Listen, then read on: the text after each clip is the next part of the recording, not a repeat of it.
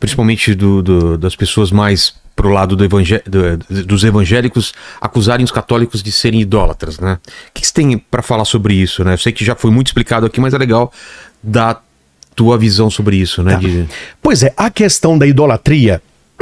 Maria, os santos, né? Eu acredito, isso é assim, falando, né, eu acredito que é uma questão de ignorância. Eu não vou dizer que é má fé, porque se for de má fé, aí não tem o que jeito, fazer. Né? Já é de má fé. Parte do pressuposto que a ignorância ainda tem chance de ser explicada. Mas a ignorância tem jeito de ser explicada. Vamos para mais um vídeo do canal Católicos e Santos.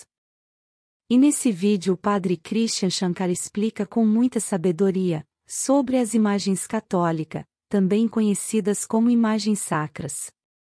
O padre Christian fala a diferença entre ídolo e imagem dos santos.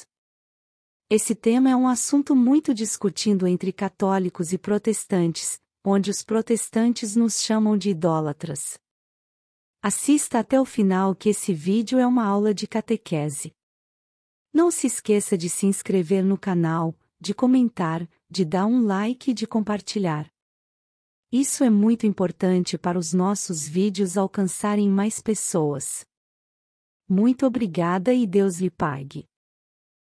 Atenção, a diferença de ídolo e imagem.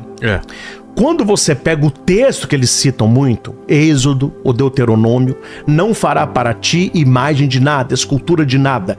É preciso entender o contexto do texto. Isso aqui, Vilela, é uma chave maravilhosa para a Bíblia, viu? Conhecer o contexto do texto para ele não virar pretexto. Então existe uma maneira, o contexto do texto para não virar pretexto. Muito bom isso. Muito bom. Esse livro aqui, ó, ele é usado por Deus, mas ele é usado por quem? Pelo demônio. Quando o diabo tenta Jesus, ele cita o quê? Bíblia. Então não adianta você ficar usando Bíblia diabolicamente. O que é a palavra diabolicamente? Vem do grego diabalém. Dia é dividir, balém é lançar. Então aquele que lança para dividir. Há muitas pessoas que citam a Bíblia. Tem muita gente boa intencionada, mas tem gente que cita a Bíblia para dividir. Ela não está interessada em aprender, ela quer agredir. Então, qual é o contexto deste texto que não pode fazer imagem? É o povo escravo no Egito, e o Egito ele era politeísta, tinha Deus para tudo, por isso que o povo ficou andando 40 anos no deserto, sendo que aquele caminho podia ter durado um ano e meio. Por que eles ficaram 40 anos ali? Se você ler Bíblia, você vai saber. Deus estava gerando um novo povo, porque em 40 anos muita gente morreu e muita gente nasceu, e essa geração nova entraria na terra prometida que Deus tinha prometido. Por isso Deus dá promessa, terra prometida. E qual era o ídolo que a Bíblia proíbe fazer? Os ídolos do Egito, porque as pessoas cresceram ali. Então tirar o povo do Egito foi fácil, mas tirar o Egito do povo demorou 40 anos. E por que quando Moisés ele sobe para pegar as tábuas da lei, as pessoas fizeram um bezerro de ouro? Porque as pessoas elas querem tocar. O ser humano é assim. A gente não é uma coisa negativa, mas o ser humano ele é muito da materialidade, não é? Igual você ama alguém, o que você dá? Uma rosa. A rosa não é amor, mas a pessoa ela quer a rosa. É um símbolo, né? Você dá um chocolate em forma de coração. O ser humano gosta de materialidade. Então eles fizeram o bezerro de ouro. Moisés quebra as tábuas, quebra o bezerro e fala com Deus. Olha, eles quebraram a sua aliança, mas tem paciência, o povo é de dura cerviz, etc. Então aí é um ídolo. O ídolo ele deve ser destruído. Mas a minha pergunta é, Vilela, você acha que Deus pode ter duas palavras? Como assim? Sim e não ao mesmo tempo? Não. Não, Deus, ele é verdade.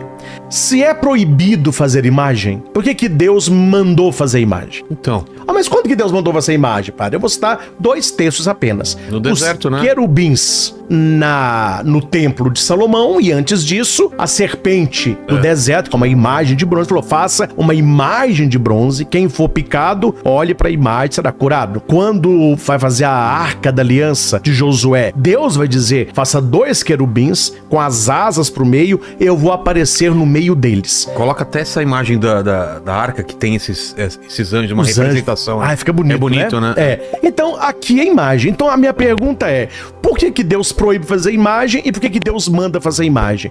Então, você está entendendo que a questão não é a imagem em si. A questão é se aquela imagem é um ídolo. O ídolo, ele deve ser destruído.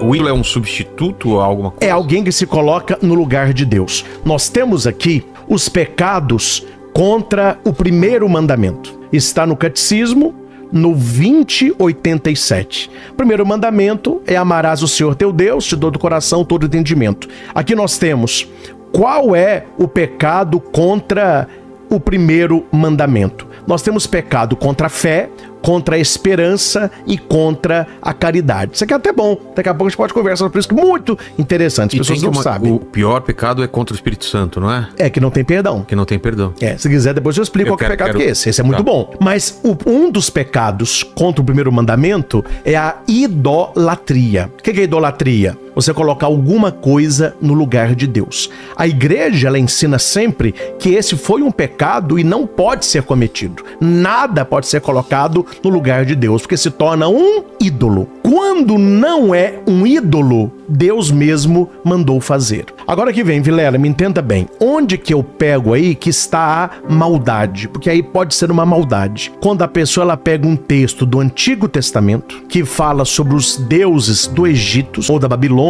daqueles povos pagãos, e eles jogam isso para o cristianismo, para as imagens dos santos, sendo que uma coisa não está falando o texto não fala de santo. Ele está falando dos ídolos do Egito. Quando você estuda a história da igreja, nós vemos, por exemplo, antes de entrar na história da igreja, que no cântico de Jesus de Efésio vai dizer que Jesus é a imagem do Deus invisível. Cuidado com isso, porque você não pode ter imagem. Como que Jesus se tornou a face de Deus? Ele é a imagem de Deus. Quando eles perguntam, Jesus, mostra-nos o Pai. Ele vai dizer, quem me vê o Pai. O que Jesus é? A Bíblia diz, ele é a imagem do Pai.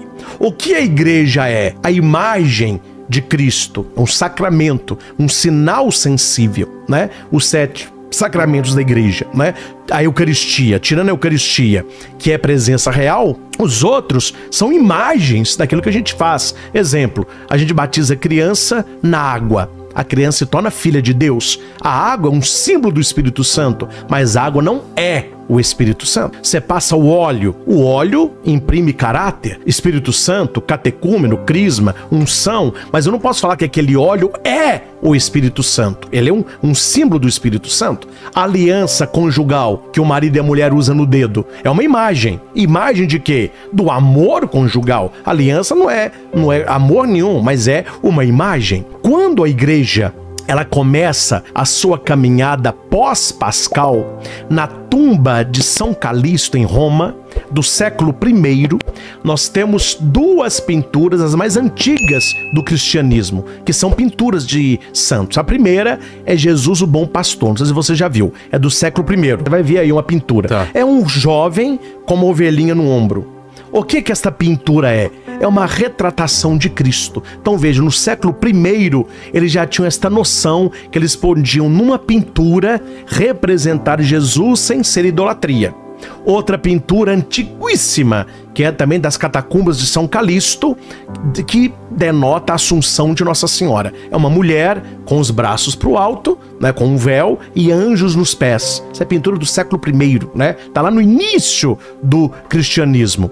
Depois vai aparecer no século III algumas pequenas imagens de Jesus Bom Pastor. Depois, quando começou a veneração dos santos, aí vieram as imagens dos santos. Agora que vem a resposta da pergunta. Qual a diferença das imagens dos santos e dos ídolos do Antigo Testamento? É o uso. A imagem de um santo é a mesma coisa de uma foto.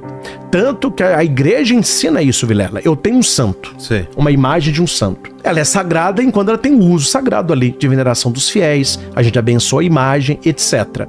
A igreja nunca grita assim, viva a imagem de Nossa Senhora Aparecida. Idolatria. É uma idolatria, que você está cultuando a imagem. Quando você fala, viva Nossa Senhora Aparecida, viva São Pedro, é o santo, o herói da fé. Aquela imagem é uma representação como uma foto. Assim, a foto da minha mãe. Eu tenho na minha casa uma foto, que eles, nem eu que mandei fazer, eu fui num evento, eles acharam que a minha mãe ia, fizeram um postal grande, eu e minha mãe abraçadas, assim, de coraçãozinho, tá lá na minha sala, não é? É uma foto. Então a imagem, ela está em qual âmbito? No culto de dulia. O que é dulia? Imitação e intercessão. Isso é bom falar isso, viu? Tem muito católico que precisa refletir um pouquinho sobre isso. O culto dos santos não é, em primeiro lugar, você ficar pedindo coisa pra santo. Ah, me dá aquilo. Pode fazer isso? Pode. Quem é amigo de Deus na terra é amigo de Deus no céu. Mas o culto primordial do santo, isso eu bato na tecla onde eu vou, é você conhecer a história do santo e imitá-lo nas virtudes. Eu sou dia 14 de agosto. Eu nasci. O santo desse dia é São Maximiliano Maria Kolbe. E ele sempre rezando, tendo aquela devoção à Nossa Senhora. E chega numa hora lá que eles vão, um fugitivo fugiu lá do... E o capitão falou, nós vamos matar 10 de vocês se ele não aparecer. E ele não aparece. Então eles colocam 10 para serem fuzilados. 9 ficaram esperando a bala e um falando, eu não posso morrer, eu tenho mulher, eu tenho filho, eu não posso morrer. Quando eles apontaram o fuzil, o padre Maximiliano foi no capitão e disse assim, capitão, o capitão tirou o revólver e colocou na cara dele. Se você não falar alguma coisa relevante, é a sua última palavra. Falou, não, eu quero que o senhor me mate, eu quero trocar de lugar com ele. Aí ele falou assim, ah, por quê? Porque, ele falou assim, ele é jovem, ele pode trabalhar muito aqui, e eu sou velho. Tá bom, pode trocar. Esse homem passou, olhou pro padre Maximiliano, pensou, porque o que eu fiz pra ele morrer no meu lugar? Imitação de Jesus, né? E o padre, ele vai pra eles foram trancados numa sala para morrer de fome. Todas as outras celas, o pessoal gritava, blasfemava. Nessa cela, todo mundo rezava. Ele foi consolando um por um e foi morrendo um por um. 16 dias depois, sem comida, ele estava vivo ainda. Aí falou um capitão, falei, ele não morre. Ele falou assim, mas nunca vi alguém que não morre. Então, aplica nele uma injeção letal. Aí, São Maximiliano entregou a vida. Tô te contando isso por quê? Posso até errar, mas conscientemente, Vilela, eu não me lembro, na minha vida toda, de ter pedido nada por intenção de São Maximiliano. Mas eu conheço a história dele e tento imitar as suas virtudes. Como padre, confessor, devoto de Maria. Esse é o culto da Igreja dos Santos. Eles colocam os heróis da fé e falam, ele conseguiu, você consegue. Então, esse é o culto dos santos. É a imitação das virtudes dos santos. E tem também o poder da intercessão. As pessoas não entendem a intercessão. Vou resumir também, porque é muita coisa, né? A Igreja de Cristo, como a gente a vê, ela não é um CNPJ. A igreja, ela se vê como esposa do Cordeiro. Então, eu sou amigo do noivo. Na Bíblia tem essa definição, amigo do noivo. Quem é o amigo do noivo? É aquele que vai conquistar a mulher pro noivo. Eu não vou conquistar ela pra mim, mas eu tenho que conhecer o noivo. E eu falo, ele é rico, é bonito, etc. Até que ela se apaixona e case com ele. O padre é o amigo do noivo, que vai apaixonar a humanidade pelo noivo, que é Cristo. Quando você lê lá em Bodas de Caná, a noiva ali é a igreja, a humanidade. O noivo é Cristo. Por isso que ele serve o vinho bom por último. Então, a teologia vê a igreja em uma igreja só, em 3 dimensões. A dimensão militante, a dimensão padecente e a dimensão triunfante. Até bom que eu entro... Pode entrar nisso aqui, Vilela? Claro, claro. É tanta coisa, né? É porque o pessoal pergunta, eu até trouxe anotado aqui, isso aqui eu achei que a gente ia entrar somente nisso aqui, que é a questão dos... que a igreja chama de novíssimos, né? Que é o céu, o inferno e o purgatório. Então, as pessoas que já estão na glória, que alcançaram a glória, é a igreja triunfante. É a igreja, mas estão na glória já, né? Que são santos. Só que tem um detalhe. Isso aqui tem que ficar claro. Todas as pessoas hoje que são cristãs e que querem entrar no reino de Deus, elas têm que ser santas. Só entra no reino de Deus santo. Qual a diferença dos santos que estão na glória e dos santos que a igreja cultua? Porque eles foram canonizados, eles foram colocados como modelo. Mas a minha avó, ela não foi canonizada, mas eu tenho certeza que ela está no céu. Meu avô, né? Pessoas boas. Então, são santos lá. Então essa é a igreja triunfante. Nós temos a igreja padecente. São as pessoas que morreram na graça, mas não estão totalmente purificadas. A igreja acredita num estágio final da misericórdia, que é o purgatório. E devemos rezar pelas almas benditas do purgatório. E temos a igreja militante, que somos nós. Nós que estamos... trabalhamos, lutamos, etc. Se é uma igreja só, o que a igreja acredita? Que é uma comunicação entre os fiéis nos 3 estágios. Então, aqueles que são igreja, mas que já estão com Cristo, continuam intercedendo para a igreja ao lado do Cordeiro. A gente vê que quando Pedro foi preso, a igreja orava por ele, para que ele fosse solto. Qual igreja que é essa? Pode ser a militante, pode ser a padecente, que ora por nós para que nós oremos por eles, para que eles tenham o sufrágio, e pode ser a igreja militante. Por isso, a intercessão dos santos, ela acontece, né? Os santos intercedem por aqueles que estão ainda na militância. Então esse é o culto dos santos. O culto de Maria não é idolatria, porque ela não é deusa. Quem fala que Maria é deusa é um idólatra.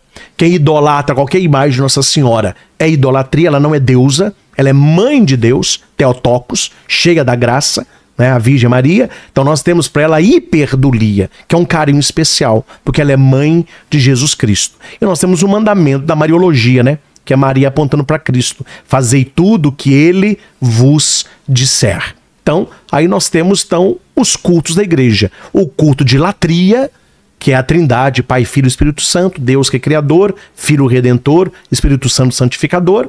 Temos o culto a Nossa Senhora, que é de hiperdulia, um carinho especial por ela ser a mãe de Deus, juntamente com São José, né, patrono da Igreja Universal, e o culto dos santos, que é um culto de imitação.